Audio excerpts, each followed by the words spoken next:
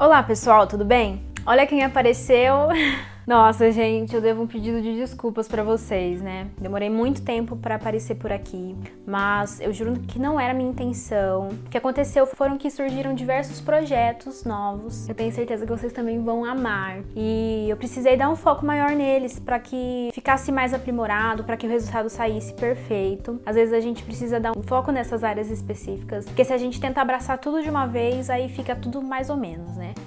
Então por isso que eu dei uma sumida aqui, mas voltei para continuar essa série super necessária, falando sobre os mitos e estereótipos relacionados à gerontologia. Para quem não me conhece, eu sou gerontóloga, meu nome é Viviane Gomes e esse é o meu canal, meu velho amigo. Se você também não sabe ainda qual é a atuação do gerontólogo, não deixa de assistir os primeiros vídeos, lá eu explico um pouco sobre gerontologia, sobre a atuação do bacharelado, né, em gerontologia. Para os que estão pedindo algum conteúdo relacionado ao tecnólogo em gerontologia, também estou estudando isso para poder falar com propriedade para vocês, tá? Não vou soltar a mão de vocês, mas preciso falar com propriedade, tá? Então por isso que eu tô estudando bem, adquirindo conhecimento nessa parte, para conseguir dar uma orientação aí para vocês. Então, hoje um tema super polêmico, infelizmente ainda é um tabu, mas não deveria ser. Existe toda uma questão multifatorial relacionada à sexualidade na velhice, que envolve tanto o paternalismo, a infantilização, que eu falei no outro vídeo, né? Então,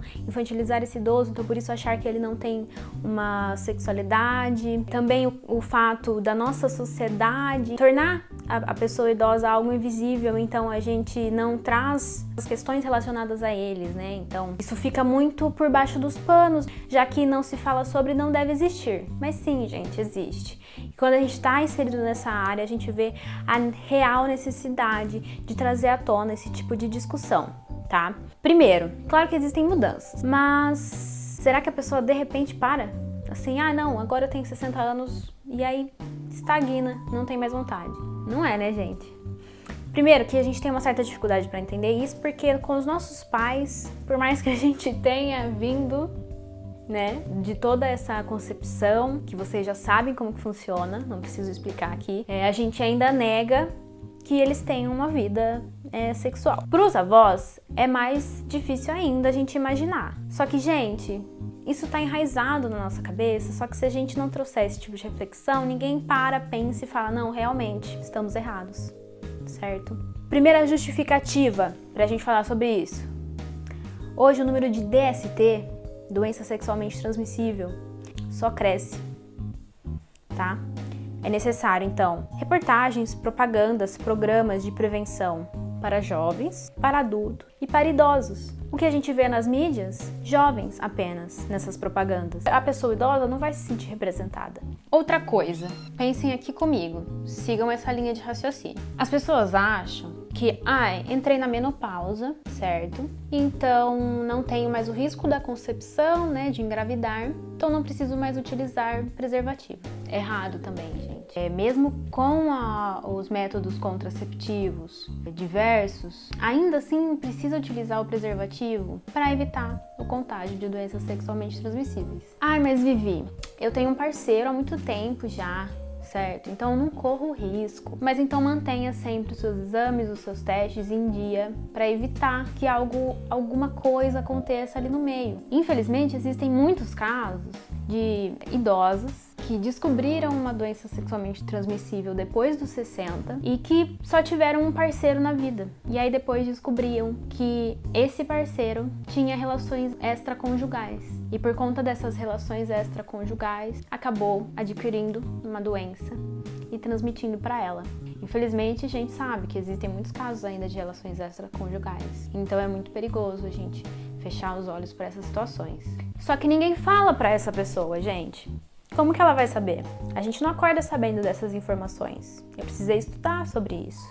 Eu precisei aprender isso na minha faculdade, certo? Senão a gente não reflete. Principalmente quando a gente é profissional que lida com o idoso, a gente tem que desenvolver o tempo todo a empatia por meio desses aprimoramentos, desses aperfeiçoamentos, atualizações e estudos, para entender um pouco a realidade dessa pessoa. Já é complexo porque é heterogêneo, então são realidades totalmente diferentes, certo? Então se a gente não aplicar muito tudo que a gente estuda, tudo que a gente aprende, fica difícil. E cabe a nós, profissionais, orientar essa população que não tem essa informação. Principalmente porque muitas vezes os familiares não vão ter como falar, tanto o próprio idoso pode se sentir ofendido por tocar nesse assunto.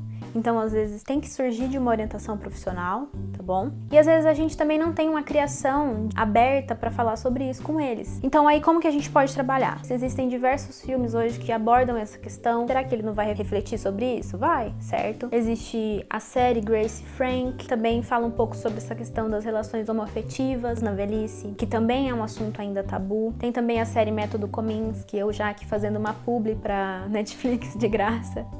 Mas todos você encontra lá para assistir. E às vezes pode surgir a ideia dele perguntar pro profissional que tem contato com ele. Mas isso deve surgir da gente também como profissional, sempre entrar nesse assunto. Não chegar perguntando, né? Ah, e aí, como é que tá e tal. Se você tem essa relação com o seu paciente, com o seu cliente, é uma boa tática. Mas se você não tem, se você sente que essa pessoa ainda é um pouco fechada, vai entrando, né, aos poucos no assunto, falando, soltando informações, não direcionadas como se fosse só para ela, mas como população que ela representa, que é importante a gente entrar nesse quesito. Eu nunca me esqueço de um congresso que eu participei, que o médico que palestrava contou uma história ali nas suas consultas. Ele resolveu um dia perguntar sobre a vida sexual desse paciente. Quando ele perguntou, esse idoso falou, né, por conta de todas essas alterações que ocorrem com a lubrificação vaginal, com toda essa questão da ereção masculina, existem alterações no envelhecimento, certo? Que a gente pode controlar ao longo da vida, pode controlar também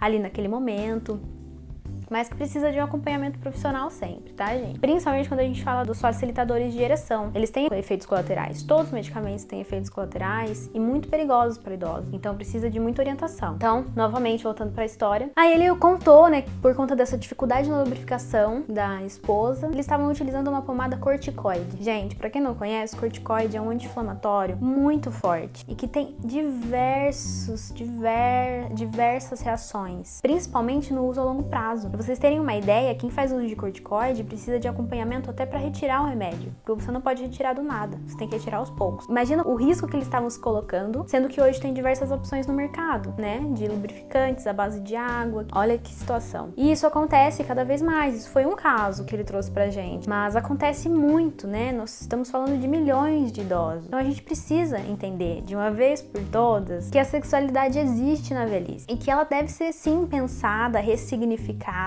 acompanhada por sua rede de apoio multiprofissional. Entender também que eles vêm de gerações em que eles podem ter muitos entraves ali, só que ter uma vida sexual, ter a sua sexualidade aflorada, e aí quando a gente pensa em sexualidade não é só o ato, a sexualidade ela é muito maior, muito mais ampla, é o carinho, é o toque, é o afeto, muitas coisas podem estar relacionadas à sexualidade. E aí eles já vêm de uma geração que é totalmente diferente da nossa e que pode ter alguns entraves que estão dificultando eles a aflorarem a sua sexualidade. A gente vai ter tanto, então, idosos que sabem que é importante a sexualidade, mas não tem uma orientação, então podem estar se colocando em risco de outras maneiras. E os idosos que não afloram a sua sexualidade devido a diversos estereótipos que são colocados na cabeça deles durante a vida toda. Então, pessoas que a vida toda teve a sua sexualidade privada, porque é importante para o bem-estar físico, psíquico, social. Precisa também trabalhar a importância nessa pessoa e de maneira consciente e orientada. Por isso que é importante a gente falar sobre isso. Mas aí vocês vão me perguntar, e se a pessoa não quiser? Tudo bem, é a escolha dela. Isso não quer dizer que ela não vai ter a sexualidade dela aflorada. Isso quer dizer que ela já desenvolveu essa autocompreensão de que para ela, sexualidade é o carinho, é não ter aquele ato porque já não te dá prazer, então tentar outras coisas. É importante para isso também, para que o companheiro entenda que para aquela pessoa não tem sentido. Então, ressignificar, encontrar em outros meios, outros caminhos, a manutenção desse prazer, dessa sensação de autoeficácia, de autoestima, de outras maneiras, se reinventar. Porque sexualidade também é amor, também tem esse quesito do amor ali junto. Então, imagina o trauma que seria separar um casal simplesmente por a gente inviabilizar o fato da sexualidade nessas pessoas, só por terem feito 60 anos. Então a gente tem que tomar muito cuidado com tudo isso. Bom, pessoal, esse foi o segundo mito e estereótipo de que o idoso não tem sexualidade, quando na verdade tem e que precisa ser falado sobre, ser orientado, ser conscientizado por nós, pela mídia, pelos familiares, pelos profissionais e aí novamente, pelos familiares que têm essa abertura. Bom, pessoal, por hoje é só. Já falei bastante hoje, tava com saudade de falar com vocês. Tentei trazer de uma forma mais dinâmica. Preciso fazer um vídeo aqui só de recados, mas basicamente, eu e mais 3 profissionais incríveis iniciamos um projeto aí de aperfeiçoamento, de aprimoramento de profissionais que trabalham com a pessoa idosa, porque a gente tem esse propósito de melhorar a qualidade dessas pessoas e enxergamos nesse aprimoramento de profissionais esse propósito sendo atendido, para que a gente, de maneira indireta, consiga levar essa qualidade para cada vez mais idosos. Então, quem tiver interesse em saber mais, entra lá na SOS Geronto, segue a gente, que lá tem todas as informações desses novos serviços que a gente está oferecendo. Tá bom, pessoal? Agora eu finalizei, prometo que logo eu volto para falar de mais estereótipos para vocês. Ah, não esquece, se inscreve no canal, ativa as notificações, dá um like para ajudar mais uma gerontóloga. E é isso. Até o próximo vídeo e tchau!